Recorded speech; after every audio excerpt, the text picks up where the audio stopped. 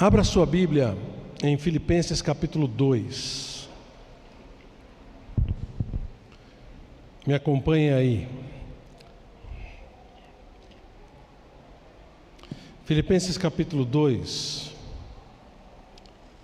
Mas a mensagem não vai ser sobre Natal, pastor? Estamos chegando no Natal. Vai ser sim. Vai ser sim. E esse texto é um texto que fala de Natal, mesmo estando em Filipenses. Olha só que legal.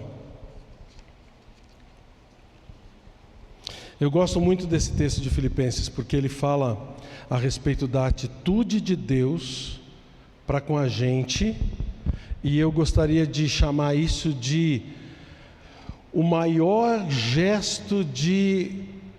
Aí eu procurei uma palavra que fosse diferente daquela palavra clichê, que é amor.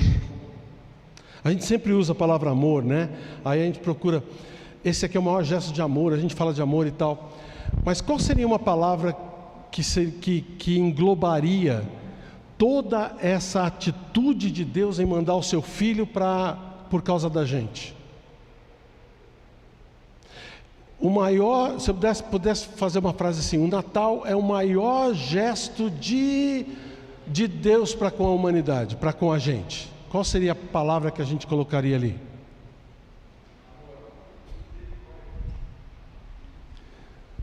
Misericórdia podia até ser, mas não englobaria tudo, entendeu? Graça podia ser, mas não englobaria tudo.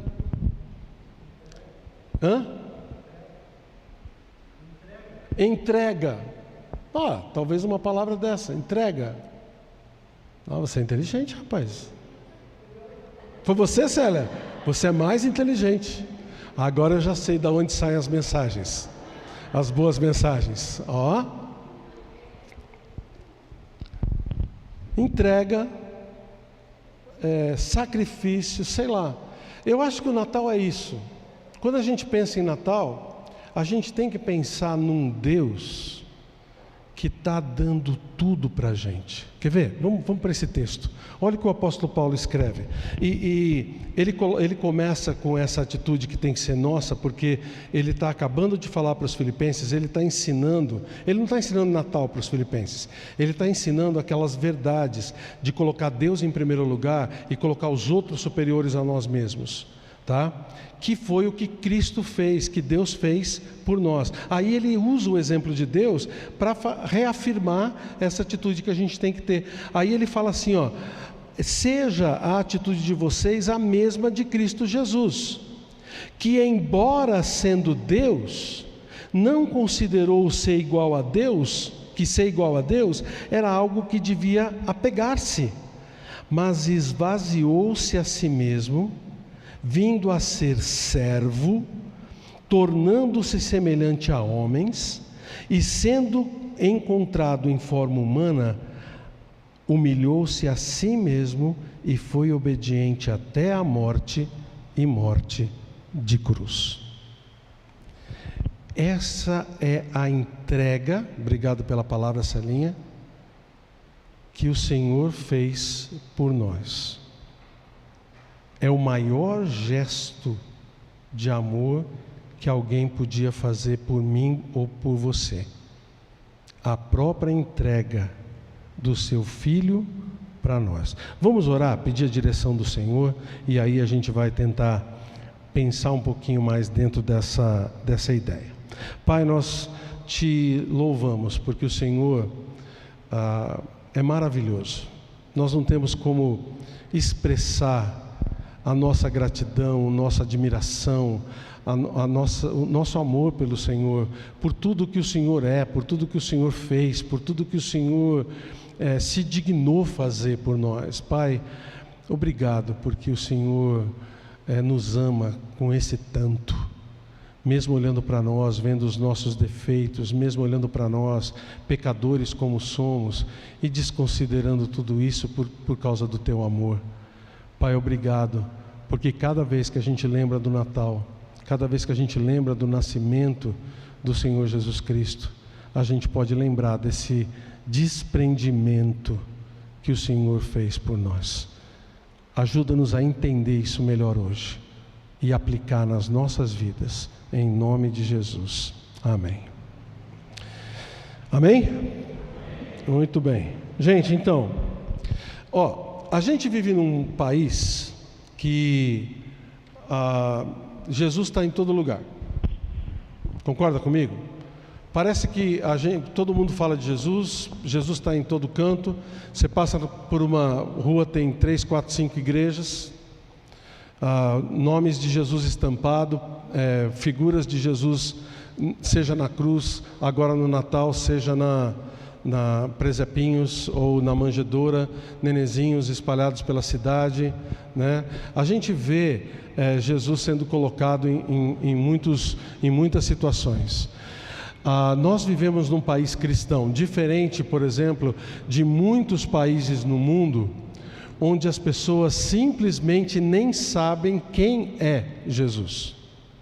Você sabia que quase 70% da população mundial não é cristã? A gente a gente pensa em cristianismo, né? A gente pensa em Jesus, eu estou englobando aqui todas as religiões cristãs, catolicismo romano, igreja ortodoxa e assim por diante, evangélicos, até espíritas e tudo. A gente joga todo mundo que diz que segue Jesus na mesma situação. Em comparação com o restante da população, nós somos pouco mais de 30% da população mundial. A maior parte da população mundial é shintoísta, é budista, é hindu, tem religiões tribais, o próprio judaísmo, islamismo, que apesar de aceitar Jesus como um profeta, não segue os ensinamentos de Jesus, e assim por diante. Muitas pessoas nem conhecem Jesus. Mas eu não estou muito preocupado com isso agora, tá? A gente vai se preocupar com isso quando falar de missões. Mas pensa nas pessoas que já sabem quem Jesus é e conhecem Jesus. Quanto dessa população, que é a maioria do nosso país, que é cristã, ou pelo menos se denomina cristã, que de verdade não é cristã? Está entendendo o que eu quero dizer? Que não segue Jesus de verdade. Sabe quem é Jesus, sabe dos seus ensinamentos, sabe quem Ele é, mas não segue o Senhor Jesus Cristo. Tem até um nome de religião cristã no seu currículo, vamos dizer assim, mas não segue o Senhor Jesus Cristo. São pessoas que, mesmo se autodenominando cristãs, ou mesmo conhecendo Jesus, elas estão afastadas de Deus, estão longe de Deus. Então, qual é a porcentagem do mundo que está afastada de Deus, sendo cristãos ou não cristãos?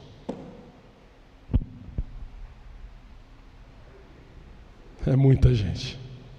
É muita gente. Aí vem aquela velha pergunta dos italianos, meus conterrâneos, né? Que facere? Que facciamo? Com respeito a isso. Aí é que está. Aí é que vem a intervenção de Deus. Aí é que Deus mostra a sua intenção para com a gente, em buscar a gente. O Natal, gente, é uma atitude de Deus em fazer essa reaproximação da criatura dele, que está longe dele, consigo mesmo de volta. Entendeu? Lembra do Jardim do Éden? Como é que funcionavam as coisas no Jardim do Éden? Adão estava lá, a Eva, tranquilos, sem pecado e numa comunhão completa com Deus. Deus passava lá todo dia e batia o maior papão com eles. face a face. Eles ouviam a voz de Deus e conversavam com Deus, até o momento em que desobedeceram, se afastaram de Deus por vontade própria, ficaram longe de Deus. E a partir daí, toda a humanidade se afastou do Senhor. E a gente vê ao longo da história a humanidade ficando longe de Deus e Deus indo e tentando jogar um profeta, Deus criando, desculpa.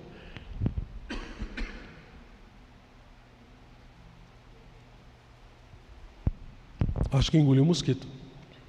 Acho que não. Não foi não. Deus colocando profetas no meio do povo, Deus colocando pessoas para falar para eles a vontade dele, para tentar reaproximar, até que chegou num ponto em que ele falou: quer saber de uma coisa? Eu vou mandar o meu filho. Claro, ele já tinha planejado isso desde o Éden. Lembra lá no jardim quando ele falou, ele prometeu o resgate para a mulher? Já estava tudo planejado. Não se preocupa, tá? Ele não foi pego de surpresa. Mas ele colocou a aproximação final quando ele mandou Jesus para vir e nascer no Natal. Só havia um jeito de reaproximar a humanidade, a criatura dele de novo. É ele trazendo o seu próprio filho para fazer essa reaproximação. Sabe como?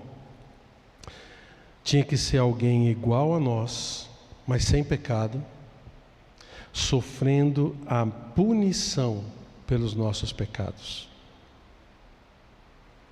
Cristo veio, nasceu e morreu, foi obediente até a morte de cruz, para que nós pudéssemos então ser reaproximados de Deus, coisa que estava planejado desde o Éden. Gente, olha a boa vontade de Deus para com a gente. Olha o amor de Deus para conosco, de ter mandado o próprio Filho dele, ter mandado o próprio Deus para fazer esse tipo de coisa. Uma frase que eu nunca entendi direito e que agora, através dessa situação de Filipenses 2, esclarece melhor para mim, é aquela frase que os anjos falaram quando eles estavam fazendo a anunciação do nascimento de Jesus para os pastores. Lembra que um anjo apareceu para os pastores lá em Lucas capítulo 2?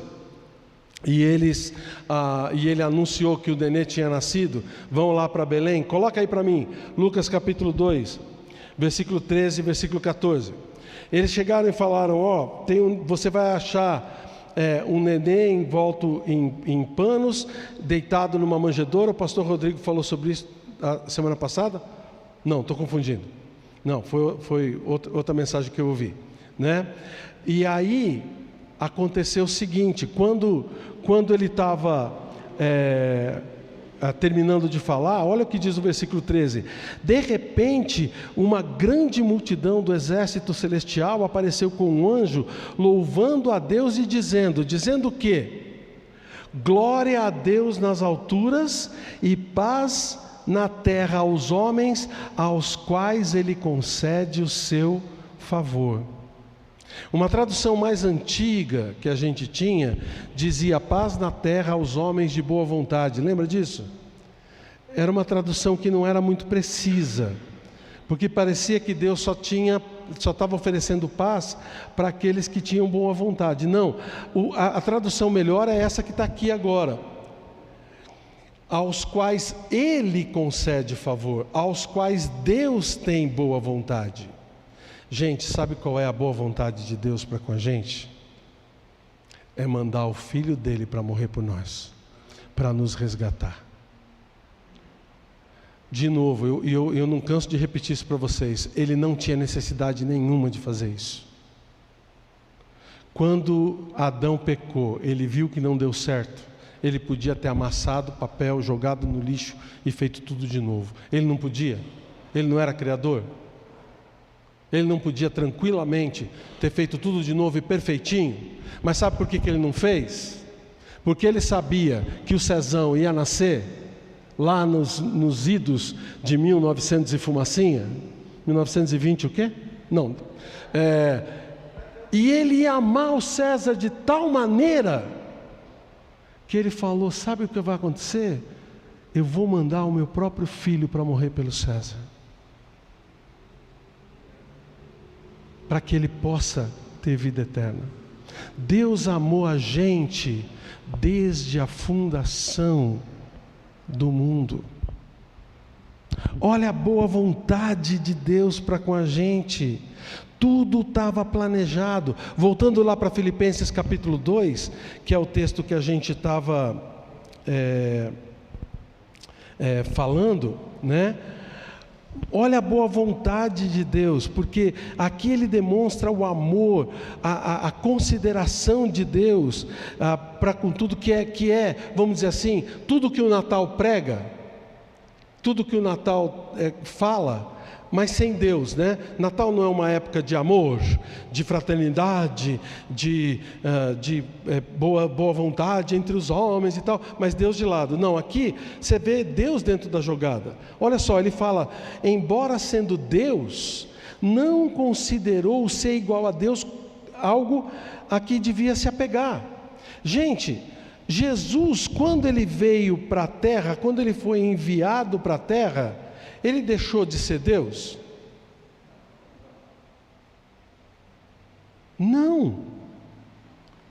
Ele sim, pode ver o próximo versículo, ele tornou-se figura humana, tornou-se semelhante aos homens, ele se esvaziou. Ele se esvaziou.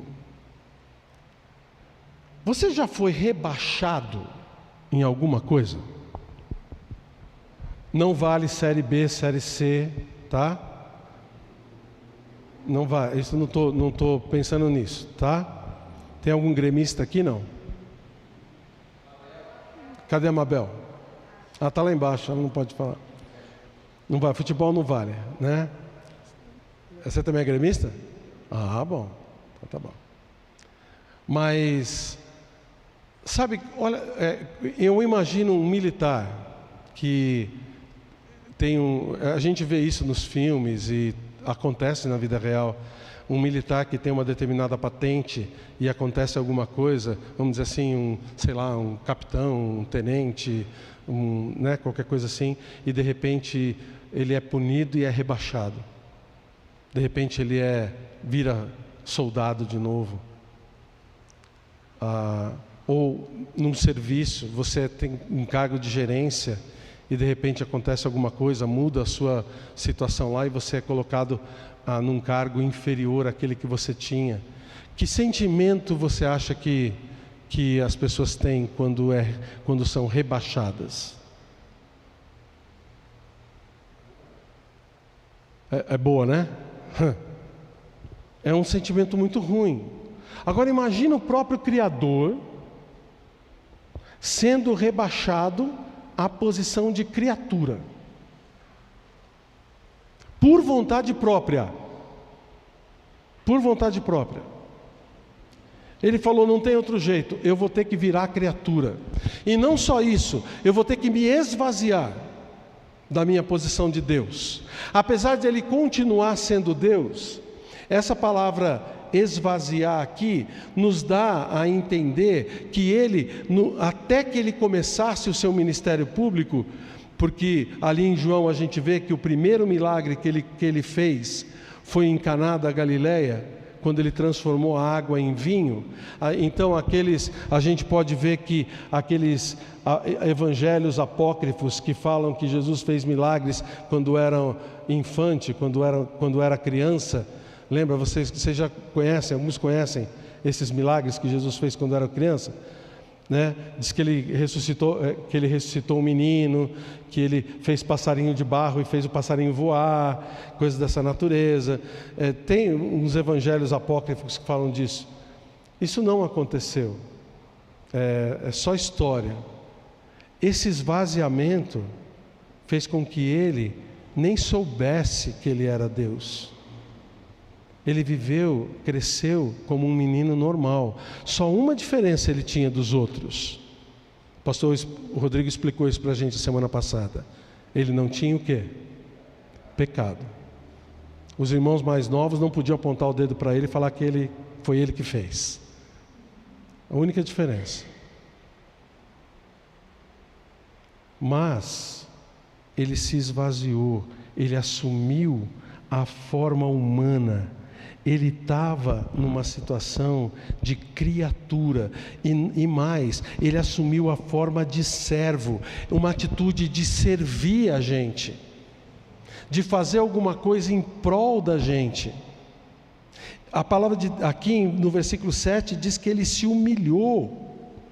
Versículo 8: e tendo-se encontrado em forma humana, humilhou-se a si mesmo e foi obediente até a morte, e morte de cruz. Ele foi obediente em todos os sentidos. Tá bom, vamos combinar, vai. Eu vou nascer como criatura, vou servir aquelas criaturas e vou morrer por elas. Então, pelo menos um pouquinho de conforto a gente vai ter. Vamos escolher nascer num lugar um pouquinho melhor do que uma manjedoura? Sabia que Jesus foi a única pessoa que podia escolher o lugar onde ele devia nascer, onde ele podia nascer? O próprio Deus escolheu nascer num estábulo. Sabe o que é a manjedoura? Você sabe o que é a manjedoura? É o lugar onde os porcos comiam. É um coxo. É um coxo onde as lavagens eram colocadas. Provavelmente Maria colocou palha ali, alguma coisa assim, para tirar um pouquinho do fedor, né? E colocou o nenê lá dentro. Nasceu naquela manjedoura. Jesus, ele se submeteu a tudo isso e até a morte. Ele fez isso. Talvez o que pode resumir isso foi a conversa dele com Pilatos. Olha João capítulo 18, versículo 37.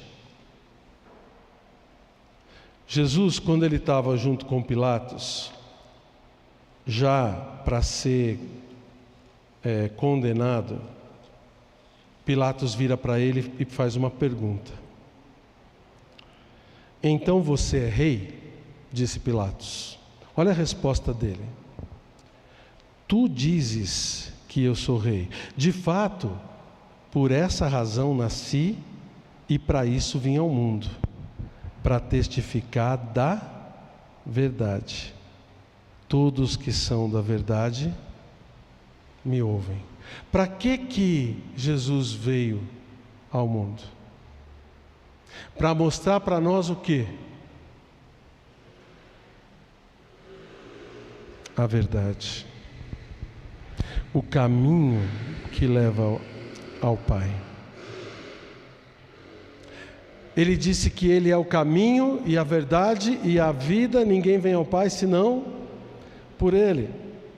Lembra disso? Ele disse: em verdade vos digo, quem ouve a minha palavra e crê naquele que me enviou, tem a vida eterna, não entra em condenação, mas passou da morte para a vida.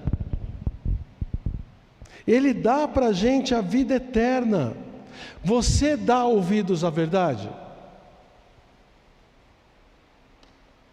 Porque você pode muito bem estar aqui hoje e estar ouvindo todas essas coisas, mas essa verdade não fazer parte da sua vida. Olha o amor de Deus por você. A parte de Deus foi essa. Ele mandou o próprio Filho dele assumir toda essa humilhação para que ele pudesse estar com a gente. E olha só, no capítulo 14 de João, no versículo 23, eu acho que ele consuma a vontade dele. João 14, 23, ele diz o seguinte: respondeu Jesus, falando com seus apóstolos: se alguém me ama, obedecerá a minha palavra. E olha só, meu Pai o amará, e viremos a ele, e faremos nele morada. Gente, sabe quem habita dentro da gente que aceitou Cristo como Salvador? O Pai, o Filho e o Espírito Santo. Sabe aquela intenção de Deus de se aproximar de novo da sua criação, da sua criatura? Se consuma quando a gente recebe Jesus como Salvador. Tudo aquilo que Deus queria se consuma quando a gente entrega a nossa vida para Cristo. Você já entregou a sua vida a Cristo? Ele é o seu Salvador. Você tem o Espírito Santo morando dentro do seu coração. Você tem o Pai e o Filho dentro de você. Você já se entregou a essa verdade? Porque o Natal é isso. O Natal é a intenção de Deus, é o gesto de Deus nessa demonstração maior de amor em se aproximar da gente. Mas por que então tem tanta gente ainda afastada de Deus? É porque tem muitas pessoas que têm as mesmas atitudes que algumas pessoas na época do Natal. Lembra de como estava lá em Belém? Olha Lucas capítulo 2. Lucas capítulo 2, versículo 6.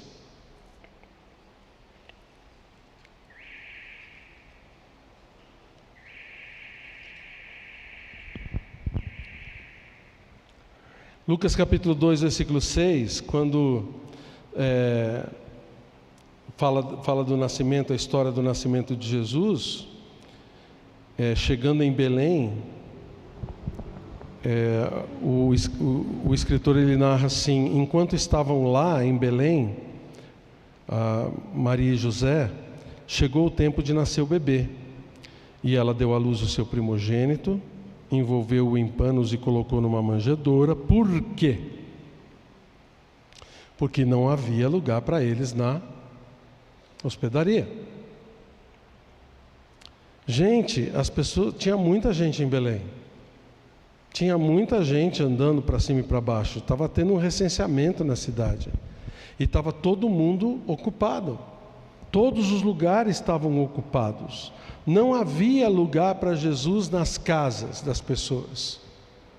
Não havia lugar para Jesus nas hospedarias, nos hotéis, nos resorts, né?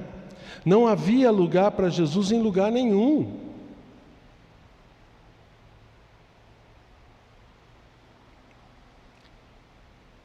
Há lugar para Jesus na sua casa? Ou o Papai Noel tem mais destaque na sua casa hoje, nos enfeites e coisas assim, do que Jesus?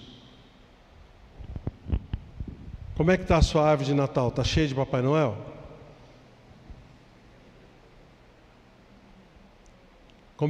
O que você ensina para suas crianças? Para os seus filhos, para os seus netos? Tem o ensinamento de Jesus? Tem pelo menos um presepinho lá onde você pode falar a respeito de Jesus? Porque muitas casas não têm lugar para Jesus. Como é difícil a gente arranjar uma casa para começar uma célula, gente. Sabia? Tantas casas que a gente tem na nossa igreja mesmo. Mas é difícil arrumar uma casa para começar uma célula. Sabe o que precisa? Só de sua disposição, uma vez por semana, mais nada, para receber meia dúzia, 10 pessoas na sua casa. Tem lugar para Jesus na sua casa? Tem lugar para Jesus no seu coração? Porque lá em Belém, naquela época, muitas pessoas deviam saber que um nenê tinha nascido ali. Como hoje em dia, as pessoas conhecem Jesus, Muitas pessoas devem ter passado perto da estrebaria, mesmo depois daquela noite, quando Jesus nasceu.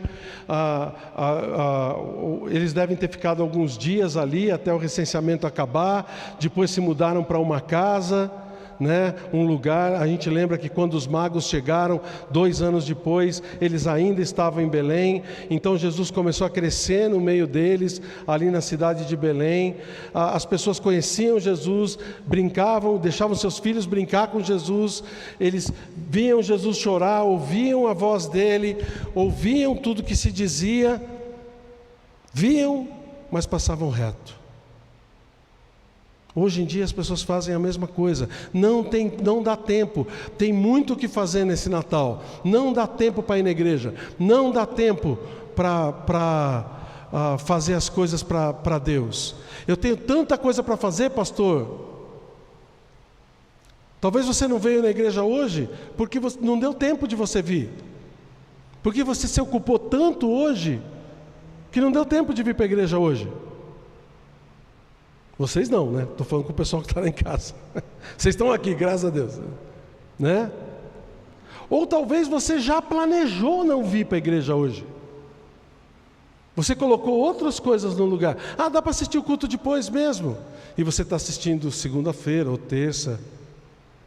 Ou até daqui a um mês, porque você esqueceu de assistir.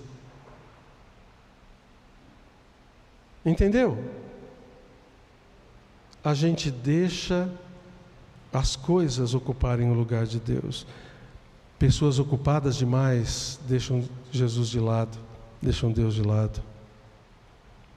Tem um outro grupo também, que talvez não sejam o pessoal que está lá na internet não, mas talvez alguns aqui. Pessoas religiosas demais. Como é que é, pastor? Religiosos demais. Olha Mateus capítulo 2, versículo 4. Você lembra que quando Jesus nasceu, apareceu a estrela no Oriente? Algumas pessoas confundem, achando que os magos que viram a estrela no Oriente chegaram na noite que Jesus nasceu. Até os presépios têm os magos chegando, né, na noite, na estrebaria e tal. Gente, tudo bem, não precisa tirar os magos do presépio, tá? Mas eles chegaram provavelmente uns 2 anos depois, porque no dia que Jesus nasceu, a estrela apareceu, e eles, como eram astrólogos, eles viram a estrela no Oriente. Que Oriente é esse, pastor? Não sei, talvez Pérsia, onde hoje está o Irã, Iraque, talvez China, talvez Índia, que levou até eles se prepararem 2 anos mais ou menos para eles chegarem até lá. Isso mostra para a gente o fato, por exemplo, deles conhecerem as Escrituras, a profecia lá de Números que dizia que quando o Messias nascesse, a estrela apareceria, que eles foram direto para o palácio, porque quem é que tinha nascido? O rei. Foram direto para o palácio, não foram para Belém. E aí o que aconteceu? Herodes, um dos piores reis de Israel, cruel, tanto é que ele matou as crianças de Belém, lembra? De 2 anos para baixo. Ele vira para os magos no versículo 4 e fala o seguinte: tendo reunido todos os chefes dos sacerdotes do povo e tendo reunido todos os chefes dos sacerdotes do povo e os mestres da lei, perguntou-lhes onde deveria nascer o Cristo. E eles responderam: em Belém da Judéia, pois assim escreveu o profeta. Mas tu, Belém, terra de Judá, de forma alguma és a menor das principais de Judá, pois de ti virá o líder que, como pastor, conduzirá Israel, o meu povo. Da onde que ele estava vendo? Eles estavam lendo isso? Do Velho Testamento, de Miqueias capítulo 5, versículo 2. Os próprios sacerdotes, os mestres da lei, falaram para Herodes: Herodes, o Messias nasceu em Belém. E Herodes, então, vocês lembram da história, manda os magos para lá. e fala para eles retornarem, para poder ele ir lá e adorar o Messias também. Sabe que ele não queria adorar o Messias, ele queria matar o Messias, porque ele não queria ninguém usurpando o trono dele. Bom, esse não é o ponto. O ponto é que o que os sacerdotes e os mestres da lei, os religiosos daquela época fizeram? Foram com os magos ou ficaram no palácio do Herodes? Ficaram. Os magos foram sozinhos. Ué, mas o Messias não tinha nascido? A promessa de Israel não tinha nascido? Não é para isso que os religiosos viviam a vida inteira? Esperando o Messias? Mas a tradição deles, a lei deles, a política deles era muito mais importante do que ver o Messias. É aí, irmãos, que a gente vê que a religião é uma coisa e o relacionamento com Deus é outra. Eu espero que você não seja um simples religioso, porque a Igreja Batista Regular não vai levar ninguém para o céu. A tradição batista regular não vai levar ninguém para o céu. Quem leva é quem? Cristo. Cristo. Na hora de agir como cristão, eles não agiram. Eles não agiram. Talvez você esteja aqui hoje e você conhece bem essas histórias. Você já lê a sua Bíblia há muitos anos. Você já leu sua Bíblia anualmente, várias vezes, talvez 2 vezes por ano. Você ora todos os dias, aponta o erro dos outros, mas não tem aquele sentimento com Deus, não tem aquela intimidade com Deus, não tem o sacrifício pelos outros, não tem compaixão, não tem relacionamento com Deus e com os outros. É isso que a gente tem que ser de diferente, irmãos. Os religiosos, eles dão mais valor às coisas do que às pessoas. Nós temos que dar mais valor para as pessoas do que para as coisas. Nós temos que dar mais valor para o amor que a gente tem pelo irmão do que para a opinião do irmão que é diferente da nossa. Nós temos que dar mais valor àquilo que nos une do que àquilo que nos separa. Entende? É isso que Jesus ensina. É isso que Jesus quer da gente. É isso que o Natal ensina. Os religiosos não estavam nem aí para isso. Os religiosos diziam: eu sirvo Deus, mas do meu jeito. Eu sirvo Deus, mas está bom do jeito que está. Deixa que eu sei o que eu estou fazendo. Eu não preciso de igreja. Eu não preciso de ir todos os cultos para a igreja. Eu não preciso participar da célula. Eu não preciso disso ou daquilo. Eu não preciso ir mais do que no domingo na igreja. Eu sei o que eu estou fazendo. Eu não preciso ler minha Bíblia. Eu não preciso orar todos os dias. Eu não preciso evangelizar. Eu sei o que eu estou fazendo. Eu não preciso seguir a Bíblia da forma como ela está escrita. Eu sei o que eu estou fazendo. E Deus sabe do meu coração. Bom, Deus sabe que você está frito. Não é assim, não. O problema dessa separação com Deus é essa, sabe? Deus, ele já fez tudo para que a gente se aproxime dele de novo. O problema é a gente. Quer mudar esse disco? Se você está ocupado demais, como os habitantes de Belém, ou você está religioso demais, como os sacerdotes e os mestres da lei, siga o exemplo dos pastores.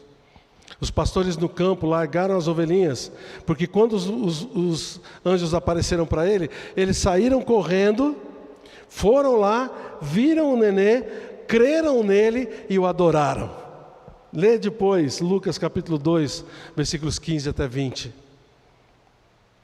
Saíram contando e glorificando a Deus do que eles tinham visto e ouvido. Essa é a atitude que a gente tem que ter. Porque Deus já se aproximou da gente, mas Ele não força a entrada no coração da gente. A gente tem que abrir e estender a mão para com Ele. Você já recebeu convites, não recebeu convites? Já recebeu convites de aniversário? Natal, quando você recebe um cartão de Natal, é mais ou menos um convite de aniversário. É mais ou menos um convite de aniversário. E às vezes vem umas palavras bonitas no cartão de Natal, né?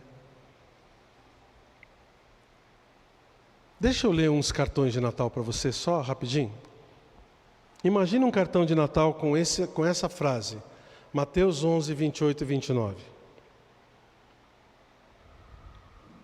Imagina assim, aquele cartãozinho que você abre e está lá aquela estrelinha, fundinho azul, um monte de estrelinha em cima e uma mãozinha vindo da estrela estendida para você.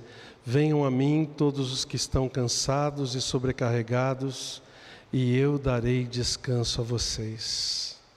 Tomem sobre vocês o meu jugo e aprendam de mim, pois eu sou manso e humilde de coração, e vocês encontrarão descanso para suas almas. Ao convite de Jesus para nós. Outro cartão de Natal, João 6, versículo 37. João 6, 37. Todo aquele que o Pai me der, virá a mim. E quem vir a mim, eu jamais o rejeitarei. Continua. Pois eu desci do céu não para fazer a minha vontade, mas para fazer a vontade daquele que me enviou.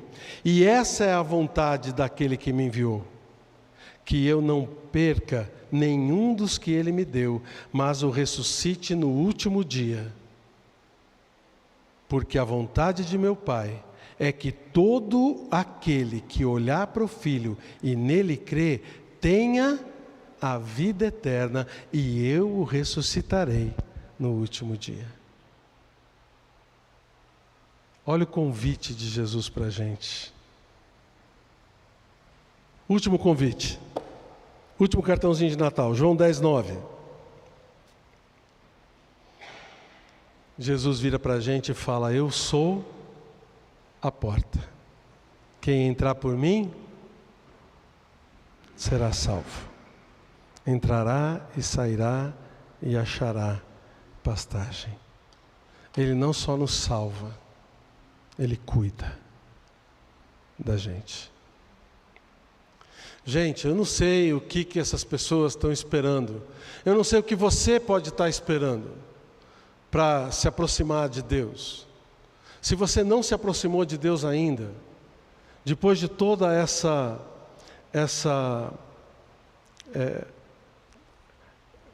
boa vontade de Deus, esse desprendimento de Deus para com a gente, esse amor de Deus, essa entrega de Deus,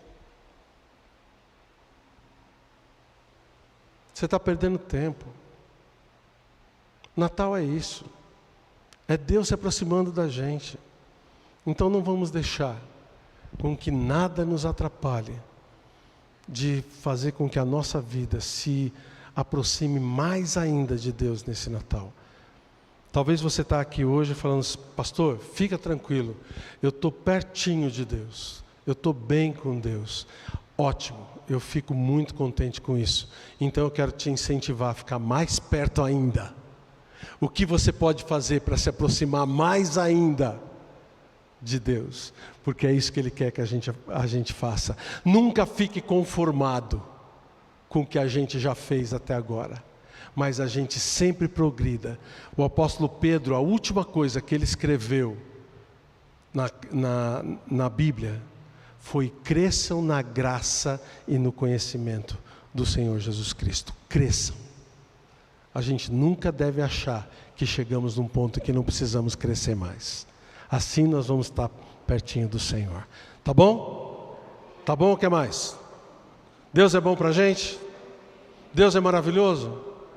Vamos ficar de pé e vamos expressar isso diante de Deus. Porque o que a gente expressa diante dele, através do louvor, através da adoração, é aquilo que deve estar gravado dentro dos nossos corações. Nós precisamos nos render ao Senhor e deixa com que Ele realmente faça a diferença na sua vida, porque tudo o que Ele, o que precisa para nos aproximar dEle, Ele já fez por nós.